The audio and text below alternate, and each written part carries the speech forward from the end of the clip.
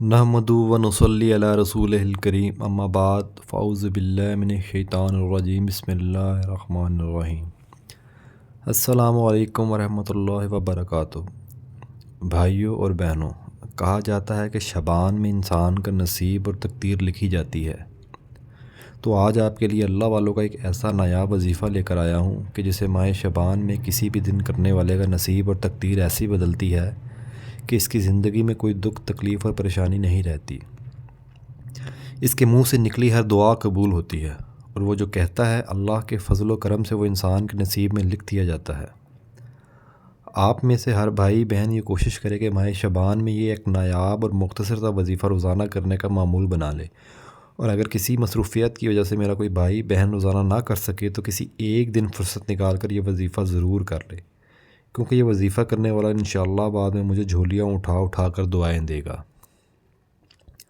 وظیفے کی فضیلت اور برکات۔ بھائیوں اور بہنوں، ماہ شعبان کے پورے مہینے میں ایک ایسا نایاب وظیفہ لے کر آپ کی خدمت میں حاضر ہوا ہوں کہ جسے پڑھتے ہی انسان کی تقدیر بدل جاتی ہے، جسے پڑھتے ہی انسان کی ہر حاجت پوری کر دی جاتی ہے۔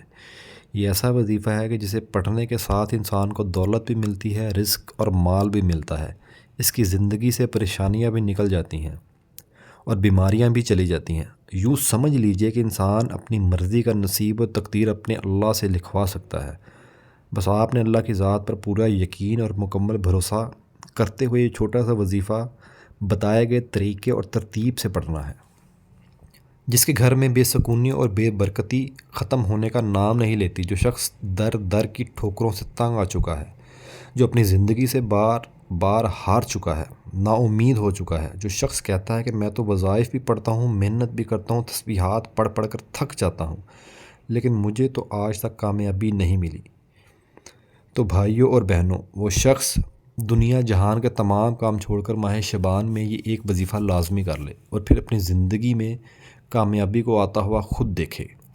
وہ جسے کام میں ہاتھ ڈالے گا انشاءاللہ وہ کام فوراً ہو جائے گا، جس چیز کی طرف دیکھے گا انشاءاللہ وہ چیز اس کی ہو جائے گی۔ ناظرین، انسان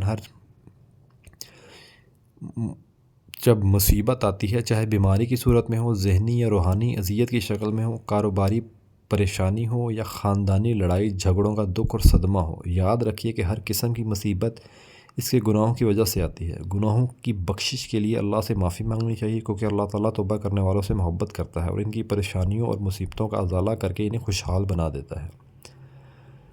تنگی، رزق اور توبہ کی اہمیت۔ اس معاشرے میں ہمیں بہت سے ایسے لوگ دکھائی دیتے ہیں جو تنگ دستی کی وجہ سے مشکلات کا شکار ہوتے ہیں اور اپنی تنگ دستی کے لیے مختلف راستے بھی اختیار کرتے ہیں۔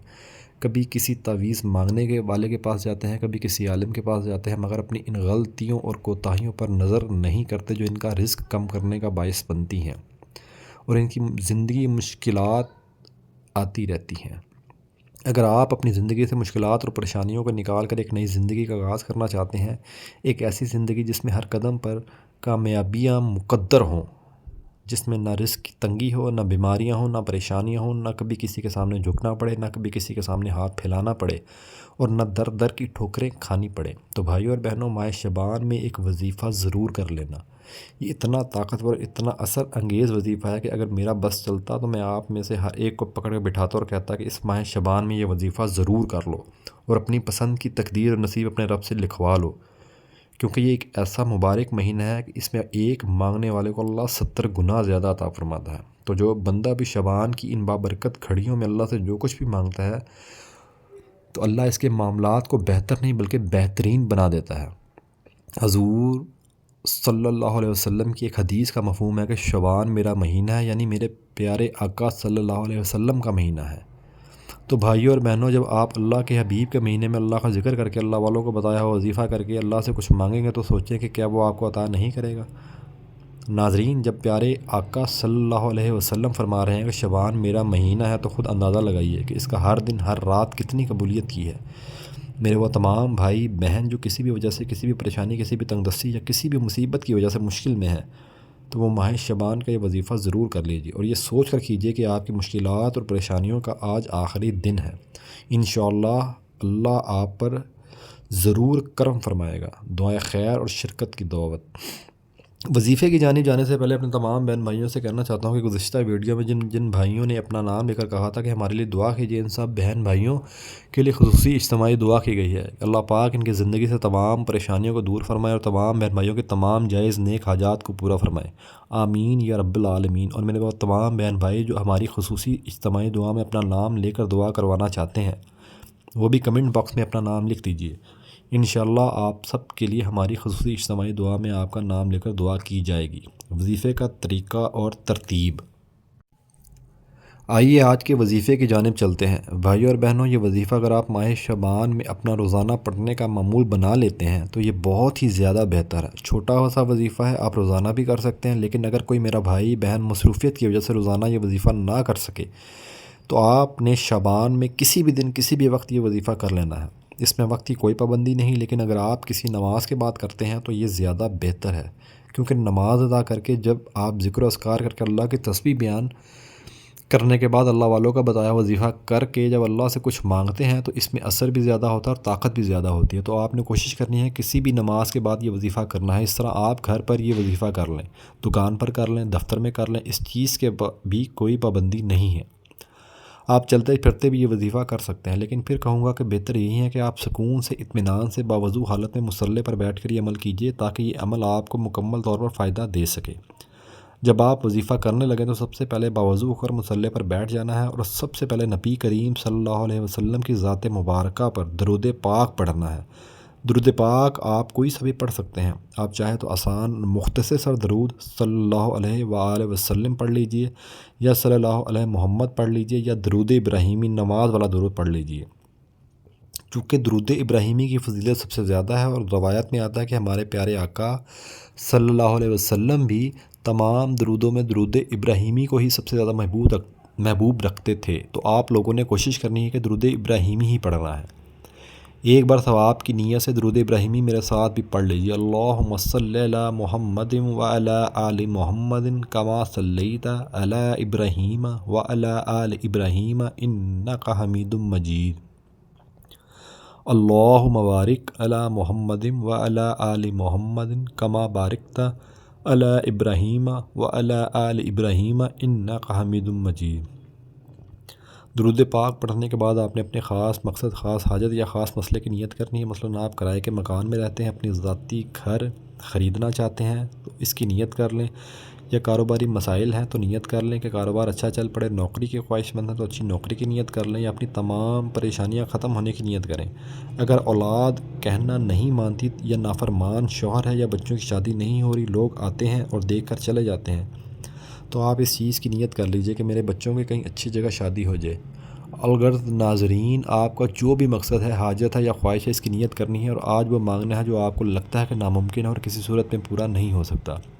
نیت کرنے کے بعد ایک بار تعوذ اور تسمیہ اعوذ باللہ من الشیطان الرجیم بسم اللہ الرحمن الرحیم پڑھ کر وظیفے کا آغاز کرنا ہے۔ پہلا وظیفہ یا وہاب، سب سے پہلے نمبر پر جو وظیفہ آپ نے پڑھنا ہے یا وہاب کا وظیفہ ہے۔ یہ رب کریم کا ایک ایسا صفاتی نام ہے جسے پڑھنے والا جس مقصد کی نیت کر کے بیٹھتا ہے وہ مقصد انشاءاللہ ضرور پورا ہو کر رہتا ہے۔ آج آپ کی کوئی ناممکن حاجت ہے یا ایسی مصیبت ہے جو سالوں سے پیچھا نہیں چھوڑ رہی، تو آج نیت کر کے بیٹھنا ہے اور رب کریم سے ضد کر کے مانگنا، انشاءاللہ رب کی ذات ضرور عطا کرے گی۔ آپ نے دائیں ہاتھ کی انگلی پر یا تسبیح کے دانوں پر یا وہاب صرف 11 بار پڑھنا ہے۔ بڑے آرام، سکون اور دھیان سے پڑھنا ہے، جلد بازی نہیں کرنی، اور اس یقین سے پڑھنا ہے کہ آپ یا وہاب پڑھ رہے ہیں اور آپ کے مسائل کا خاتمہ ہو رہا ہے، غیب سے رزق اور مال و دولت کا بندوبست ہو رہا ہے۔ یہ ذہن میں رکھنا ہے کہ یہ شعبان میرے محبوب صلی اللہ علیہ وسلم کا مہینہ ہے اور رب کو منانے کا مہینہ ہے۔ اس دوران اللہ سے جو کچھ مانگ سکتے ہیں مانگتے چلے جائیں۔ دوسرا وظیفہ سورۃ الکوثر یا وہاب کو 11 بار پڑھنے کے بعد دوسرے نمبر پر آپ نے سورۃ الکوثر کا انتہائی طاقتور وظیفہ پڑھنا ہے۔ اسے دولت والی سورت اور دولت کا خزانہ بھی کہا جاتا ہے۔ جس گھر میں سورۃ الکوثر پڑھی جاتی ہے وہاں رزق کا سیلاب آ جاتا ہے، نحوستیں اور بے برکتی ختم ہو جاتی ہے۔ دکان پر پڑھی جائے تو گاہکوں کا تانتا بن جاتا ہے۔ یہ بے اولادی، بے روزگاری اور قرض سے نجات کا بہترین وظیفہ ہے۔ آپ نے 10 بار سورۃ الکوثر پڑھنی ہے۔ بسم اللہ الرحمن الرحیم انا اعطیناک الکوثر فصلی لربک وانحر ان شانئک ھو الابتر۔ جتنی خوبصورتی، محبت اور یقین کامل سے پڑھ سکتے ہیں پڑھیے، انشاءاللہ آپ کے گھر کا بچہ بچہ دولت مند ہو جائے گا اور نسلیں آباد ہو جائیں گی۔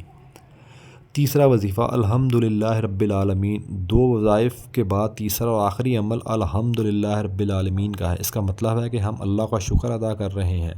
جب آپ شکر ادا کرتے ہیں تو رب مزید نوازتا ہے۔ اللہ واللہ فرماتے ہیں کہ اگر چاہتے ہو کہ رزق میں اضافہ ہو تو شکر کرو، اور اگر چاہتے ہو کہ کمی ہو جائے تو ناشکری کرو، راستے میں غربت آ جائے گی۔